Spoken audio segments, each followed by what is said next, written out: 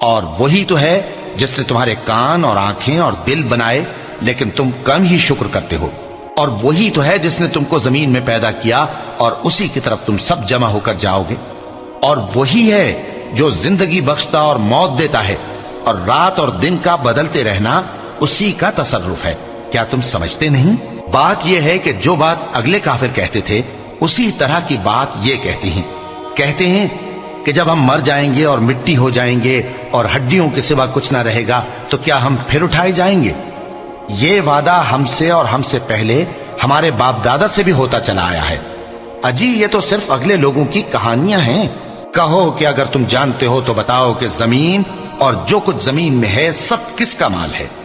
جھٹ بول اٹھیں گے کہ اللہ کا۔ کہو کہ پھر تم سوچتے کیوں نہیں؟